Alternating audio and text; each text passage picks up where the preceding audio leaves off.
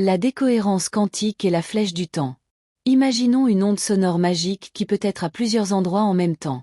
Contrairement aux sons normaux, cette onde sonore spéciale existe simultanément ici et là-bas, comme un écho qui apparaîtrait en même temps à deux endroits sans se propager entre eux.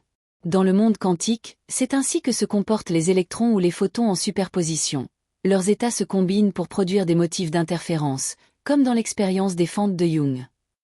Si notre onde n'interagit avec rien, ces deux versions peuvent se rencontrer et interférer entre elles, comme deux vagues qui se croisent dans un étang.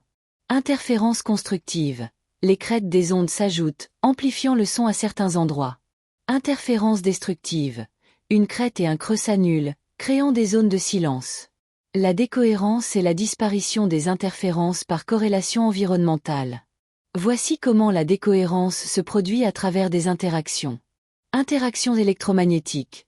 Quand notre onde magique rencontre des particules chargées, électrons, protons, elles s'influencent mutuellement via des forces électriques. Si notre onde était en superposition, ces particules deviennent corrélées à différentes versions de l'onde. Collision. Quand l'onde particule entre en collision avec des molécules d'air ou des atomes de matière, ces derniers rebondissent différemment selon où se trouve l'onde. Ces molécules deviennent alors corrélées à des positions spécifiques de l'onde. Interaction gravitationnelle. Même la gravité, bien que très faible à cette échelle, crée de minuscules corrélations entre l'onde et les masses environnantes. Quand un système quantique en superposition interagit avec son environnement, l'état quantique global du système plus environnement évolue vers un état où les différentes composantes de la superposition deviennent corrélées à différents états de l'environnement. Par exemple, si un électron est en superposition d'être à deux endroits différents, et qu'il interagit avec une molécule d'air, l'état combiné devient une superposition de électrons à position 1 et molécules dans état correspondant à interaction à position 1. Électrons à position 2 et molécules dans état correspondant à interaction à position 2. Ces corrélations se propagent comme une réaction en chaîne. Chaque nouvelle particule qui interagit avec notre système devient corrélée à une position spécifique, et cette particule interagit ensuite avec d'autres.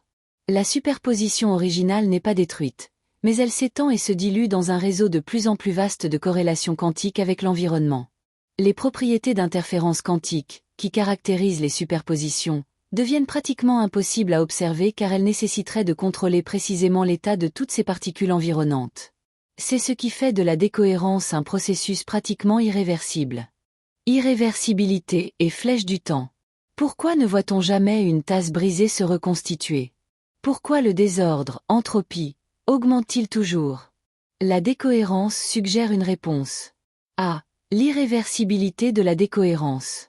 Revenir en arrière nécessiterait d'annuler toutes les corrélations entre le système et son environnement, toutes les molécules d'air, photons, etc. qui ont interagi.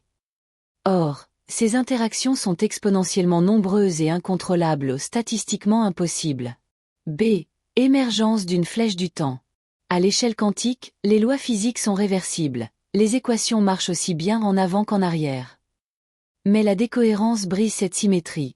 Une fois que l'information quantique s'est dissipée dans l'environnement, il n'y a pas de retour en arrière naturel. Ainsi, la flèche du temps émerge comme une conséquence de la décohérence à grande échelle. 3. Analogie avec la thermodynamique.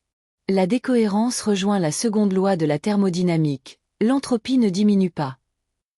Avant décohérence, l'état quantique est pur, faible entropie. Après décohérence, l'information est dispersée dans l'environnement, haute entropie. Le temps semble s'écouler parce que nous ne pouvons pas replier cette dispersion d'informations. 4. Conséquences philosophiques. Réalité classique versus quantique. Notre monde semble classique parce que nous sommes immergés dans un environnement qui décohère tout. Origine du temps. La flèche du temps pourrait être une illusion émergente, liée à notre incapacité à observer l'univers dans son état quantique global.